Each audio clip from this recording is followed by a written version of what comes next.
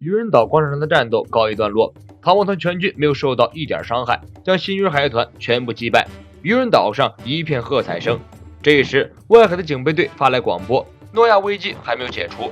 众人向天空一看，只见诺亚巨大的身影已经近在咫尺，眼看就要将渔人岛的泡泡压爆。广场上，新渔人海团的残党们惨叫着向外面跑去。现在干部们都已经倒下了，没有人再阻止他们了，必须要以最快的速度离开渔人岛。新渔人海团的海贼们一牵头，其他岛民们也跟着恐慌起来。渔人岛由刚刚的喜悦一下子陷入混乱之中，岛民们拼了命地向外海跑去。左大臣绝望地看着天空，明明叛乱的威胁已经结束了，为什么渔人岛还要面对如此危机？不，现在感叹绝望还为时尚早，因为有一个人还在奋战。外海警备队通过广播告知全渔人岛不要放弃，因为路飞先生还在拼尽全力破坏诺亚。路飞的象枪机关枪将霍迪打倒之后，根本没有停下来，对着诺亚船体继续爆锤。诺亚被打得支离破碎，一点点开始解体。岛民们肉眼可见的一颗颗诺亚碎片由渔人岛上空飘过，路飞疯狂殴打诺亚的声音如同响雷一般，响彻整个渔人岛上空。一部分渔人岛的岛民们停下了逃跑的步伐。现在就算开始避难，也会有一大部分渔人逃不出去，随着渔人岛一起被毁灭。现在渔人岛的希望只有路飞一个人。渔人们看见了为了一族而拼命的路飞，突然想起来20年前有一个人类也是如此，他就是大名鼎鼎的四皇白胡子。大海贼时代，人类海贼在渔人岛烧杀抢掠，无恶不作。当岛民们陷入绝望的时候，一个人类勇敢站出来，大喝一声：“你们这群混混，不准破坏老夫好友的国家，快滚！”从此，渔人岛成为了白胡子的地盘，无人再敢捣乱。路飞的所作所行和当年的白胡子一样，让人敬佩。明明知道渔人仇视人类，明明知道这里是和人类无关的渔人王国，但是他们依然站出来，为了保护渔人岛而奋战。就因为这里有他们的朋友，他们就可以拼尽全力。渔人岛的岛民们不约而同地停止了混乱和逃跑，仰望天空，发出此起彼伏的呐喊声：“加油，路飞！渔人岛就交给你了！”诺亚压在渔人岛上空的时候，路飞已经摧毁了一半的船体。此时，他被霍迪咬伤的伤口由于剧烈运动开始撕裂，流血不止。白星十分担心，路飞大吼一声：“不要过来！就待在那里看着，我一定要全力摧毁他！”路飞大声咆哮，额头青筋暴起，眼看就要赶不上了，他只能更加拼命的出拳。突然，一个十分诡异的声音在旁边响起来：“住手！”路飞没有理会，继续出拳。此时他脑海中只有一个念头：如果不争分夺秒，渔人岛就不保了。白星冲过去，大叫着制止路飞，已经不用拼命了，因为诺亚已经停止下沉了。路飞停下来，喘着粗气，发现一大群海王类将诺亚包围起来，咬住诺亚的锁链，将诺亚停在了空中。虽然大家一脸懵逼，但是不用多说，这一定是白星用能力召唤出了海王类，解救了渔人岛的危机。这时路飞的伤口已经血流如注，路飞无所谓的说：“只要诺亚停下来就好了。”随即路飞眼前一黑，晕了过去，掉落在了诺亚的船舱中。海王类第一次与白星展开对话，因为白星心中的信念将海王类召唤而来。白星想要成为路飞的力量，帮助路飞停下诺亚，而海王类就是白星的力量，只要白星公主需要，他们就会挺身而出。100年来，海王类一直在等待着人鱼公主的诞生，他们的王将会以人鱼的姿态领导他们。诺亚是海王类为了牵制人鱼公主才被制造出来的，白星从出生的一刻起就已经是海王类的王了。这时候，诺亚上面的泡泡逐渐被渔人岛吸收掉，白星便游向了诺亚的船舱去救援路飞，而海王类则牵着只剩一半的诺亚离开了渔人岛。让这些海王类有些意外的是，身为人类的路飞居然也能听见他们的对话。20年前曾经到过渔人岛的一个名叫罗杰的人类同样具备这种能力，不知道这是不是什么奇妙的巧合。外海警备队适时将深海中的情况报告给了渔人岛，诺亚没有被完全破坏，已经停了下来，渔人岛得救了。短暂沉默后，渔人岛一阵欢呼，所有人都在高喊草帽路飞的名字。左大臣呼唤外海警备队报告实时情况。警备队惊愕地说：“海王类突然出现，阻止了路飞对诺亚的破坏。”虽然这件事让人很震惊，不过由此看来，这个诺亚应该藏着什么秘密。而就在渔人岛进行生死存亡战的时候，卡里布偷偷在后方趁火打劫，大概是身体容量有限，卡里布将抓走的人鱼丢弃掉，随后将国库洗劫一空。卫兵们将事情向尼普顿王报告，尼普顿倒是很想得开，在国家存亡面前，一些财宝根本不值得一提。现在应该将人鱼们平安归来的消息通报全国，还给草帽团一个清白。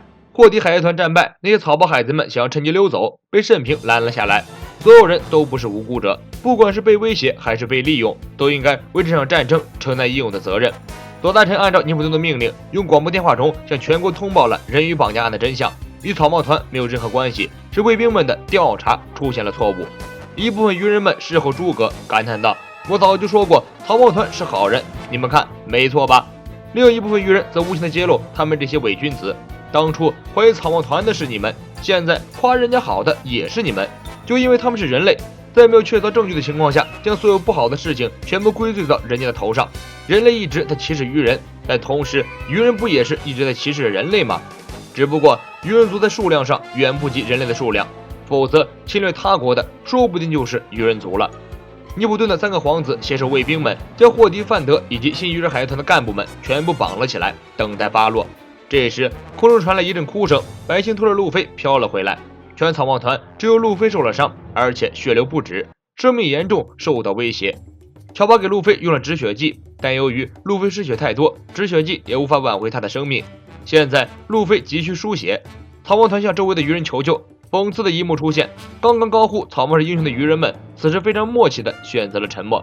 虽然有鱼人和路飞的血型一样，但是鱼人岛有着不可以给人类输血这样的法律条文存在，没有鱼人愿意牺牲自己的利益拯救这个鱼人族的英雄。人们的感谢最终是停留在了嘴巴上。草帽团急得团团转，慎平突然站了出来，自己的血型与路飞刚好一致，无论需要多少都可以抽出去。尼普顿摇摇头，表示默许。古老的法律有时候就像是诅咒，应该改一改了。慎平走到路飞身边，扭动胖胖的身体，慢慢躺了下来。今天的天气格外的晴朗，乔巴为慎平和路飞准备好了输血的器材。慎平的血液慢慢的流向路飞的体内。千百年来，鱼人的血第一次和人类的血融合，100年的征战，无法逾越的种族鸿沟，在这一刻宣告结束。比起那些高喊的口号和被架空的幻想，这才是真正通向太阳的道路。路飞从昏迷中苏醒过来，不用去看，用心就可以感受，救了自己的是慎平。路飞第一句话就是：“慎平，做我的伙伴吧。”尼普顿重新整顿了广场上的犯人，做了3个让人惊叹的决定。第一个，释放所有的人类海贼。鱼人岛本来就是海贼们的观光地，而且这些海贼并没有恶意，没有理由扣押他们。第二个，将所有的鱼人界不法分子安置在法治的城市中生活，将他们纳入国防军中进行劳动服役和训练，为鱼人岛效力。第三个，封锁不法地带鱼人街。至此，霍迪琼斯的新鱼人海贼团入侵计划被人类海贼团草帽一伙彻底粉碎，战斗圆满结束。而英雄草帽海贼团趁着尼普顿整顿犯人的时候，已经悄悄乘着泡泡溜走了。原因很简单，他们不想去做英雄。百姓很疑惑，难道做英雄不好吗？佐罗无情地说，英雄就是有酒就要让给别人的人，我自己还想喝酒呢。路飞请求慎平加入草帽团，随他们一起离开鱼人岛。慎平却暂时拒绝了路飞的邀请，自己还有自己的事情要解决。按照江湖道义，等自己把所有的事情都解决后，如果那时候草帽团依然欢迎他，慎平就会立刻上船。草帽团打算就这样直接溜去新世界。这时候尼普顿的士兵追了上来，想要请回草帽团。很简单，只要跟他们说开宴会了，路飞就立刻命令全员掉头。为了招待鱼人岛的大救星草帽团，整个鱼人岛全员行动，上上下下全部忙碌起来。岛民们忙着帮忙捕捉海兽，打捞海鲜，有的人家则拿出好酒进贡。路飞行人被带到了龙宫城，一阵黑洞洞的缓慢滑行之后，突然灯光亮起，在龙宫城的宴会厅里挤满了士兵，大家齐声欢呼英雄。路飞不耐烦地吼道：“别叫我英雄，肉呢？”宴会厅的正前方是一个巨大的舞台，舞台的正中间站着是鱼人岛第一女歌手黑猩猩人鱼。黑猩猩人鱼歌喉一起，宴会正式开始。这次没有套路，没有骗局，是有酒有肉，货真价实的宴会。不仅有美酒好菜，还有人鱼女仆伴舞，众人玩得非常尽兴。宴会中途，罗宾找机会找到尼普顿王独处，向尼普顿王打听了鱼人岛历史正文的详细内容。当听说罗宾是奥哈拉的幸存者后，尼普顿王毫无保留地将自己知道的所有事情向罗宾讲述出来。鱼人岛的历史正文上记录着一个名叫乔伊波伊的人，是世界历史空白100年中实际存在的人物。800年前，乔伊波伊写了一封道歉信给当时的人鱼公主，大概内容是自己没能遵守和鱼人岛的约定，以此作为谢罪文。内容和巨船诺亚有着联系。虽然乔伊波伊没能遵守约定，但是鱼人族相信总有一天会有人代替乔伊波伊履行约定，因此诺亚对于鱼人族来说意义重大。历史历代的皇族都在守护着诺亚。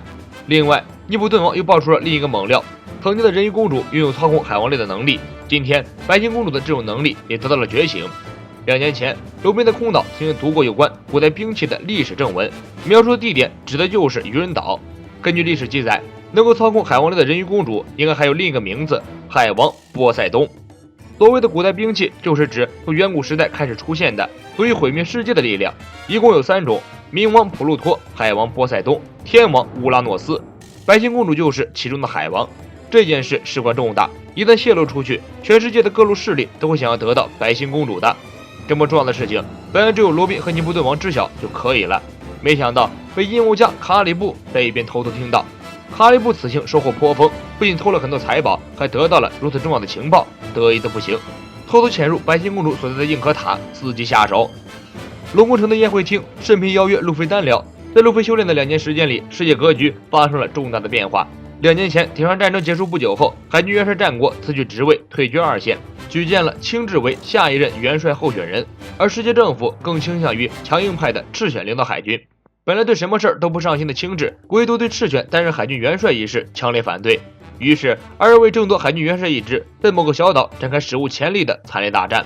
历时10天的殊死搏斗后，2人全部身负重伤，最终赤犬胜出，担任了新的海军元帅。青雉因为不想屈居于赤犬之下，于是离开了海军，没有人知道他去了哪里。对于世界政府来说，失去了一个强大的战斗力，损失巨大。为了填补这一空白，世界政府采取了新的政策，但具体是什么，慎嫔的脚本并没有写，所以他也没有说。另外一件震惊全世界的事情，就是黑胡子成功上位4皇。原本黑胡子就是白胡子海滩的元老，对黑胡子的势力范围了如指掌。